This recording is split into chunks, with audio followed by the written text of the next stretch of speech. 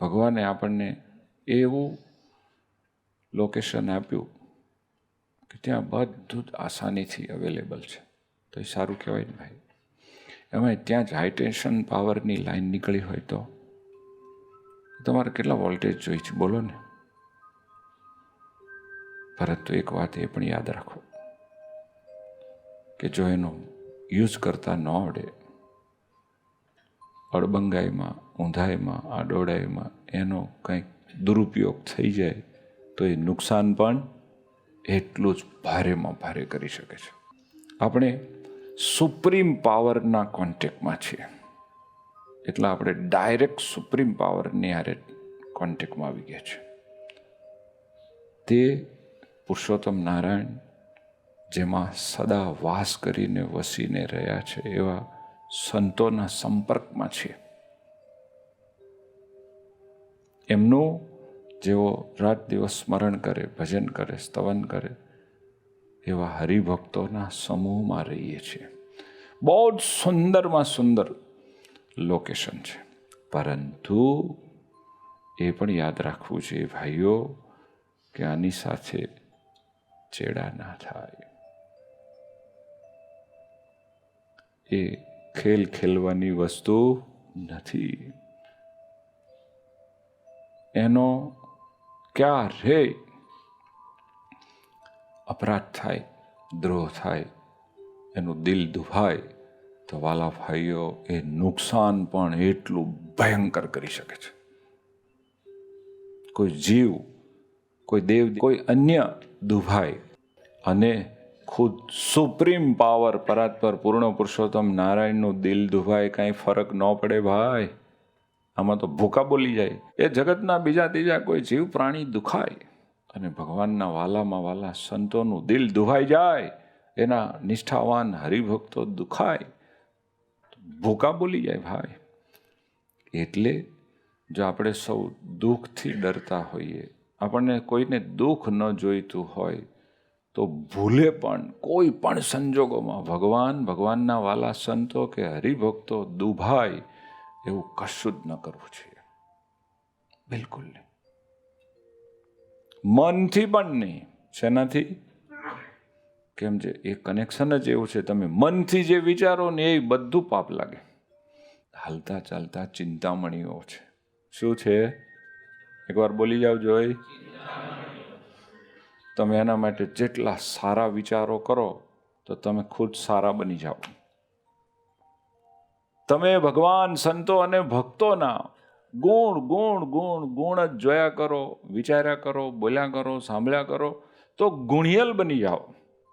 પરંતુ હું કે તમે એમનામાં દોષ દ્રષ્ટિ કર્યા કરીએ, નેગેટિવિટી વિચાર્યા કરીએ અને આપણે એવું ને એવું જ કંઈક બોલ્યા કરીએ કે કોક બોલે ને સાંભળ્યા કરીએ. યાદ રાખો ભાઈઓ, હવે આપણે દોષનો ઉકળો બની છીએ.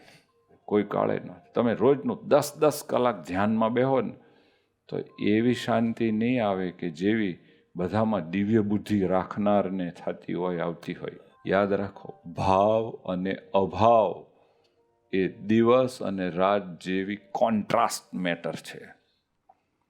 જો ભાવ થાય તો અભાવ ન હોઈ શકે. અને હવે બોલી જાઓ, અભાવ હોય તો ભાવ ન હોઈ શકે.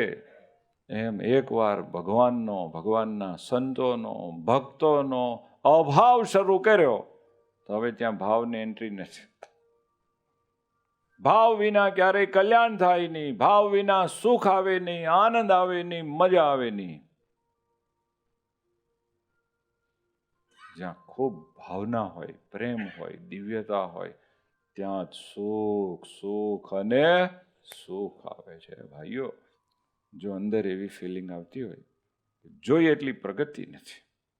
આટલા વર્ષનો હું સત્સંગી છું, આટલા વર્ષથી એક સત્પુરુષને સેવું છું, આટલા વર્ષથી કથા સાંભળું છું, આ બીજા બધાની અપેક્ષા એ પ્રગતિ ધીમી છે, ઓછી છે, નહીવત છે.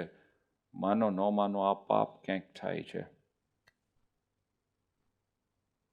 સવારે, બપોરે, સાંજે, એકાંતમાં, જાહેરમાં, ગમે ત્યાં ખૂણે ખાંચરે આ પાપ થાય છે અને આનું પ્રાયશ્ચિત નથી.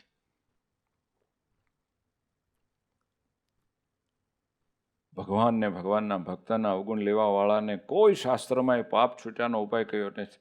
ઝેર ખાય, સમુદ્રમાં પડે, પર્વતથી પડે, અથવા કોઈ રાક્ષસ મળે ને ખાઈ જાય તો એક જ વાર મરવું પડે. અને જે ભગવાનને, ભગવાનના ભક્તોનો દ્રોહી હોય તેને તો અનંત કોટી કલ્પ સુધી મરવું પડે અને અવતરવું પડે. એના જન્મ મરણ બંધ થાય નહીં. ભગવાનમાં જોડાવું હોય, અંતરમાં ટાટું ટાટું અક્ષરધામ જેવું રાખવું હોય, ગુણ લ્યો અને ગુણ જ લ્યો. કદાચ સામો માણસ આપણો અભાવ લેતો હોય તોય આપણે એ ધંધો ન કરે. હું તમને પૂછું, એ ઝેર પીવે તો આપણે પીવાય ભાઈ?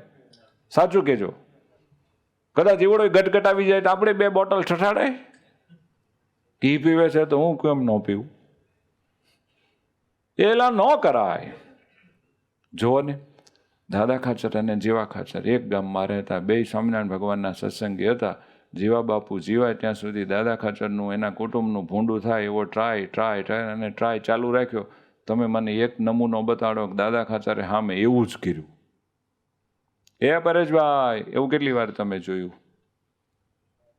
એ ચોડાસમા, એવું કેટલી વાર તમે જોયું? એટલે દાદો ખાચર મહારાજના પ્રાણ પ્યારા મહાભક્ત મુક્ત બની ગયા. મોટીબા લાડુબા મારા વાલાને અત્યંત વાલા લાગ્યા. અરે ક્યાં સુધી ખબર છે, હું તમે હરિશ્ચંદ્ર થવામાંથી ઊંચા જ નહીં થાવતા, પણ એણે એવું કર્યું છે એટલે હું કહું છું ને. પણ એણે મારી યારે આમ કર્યું છે, એણે આમ કર્યું છે, એણે આમ કર્યું, ઢીકડું પોચડું લાકડું.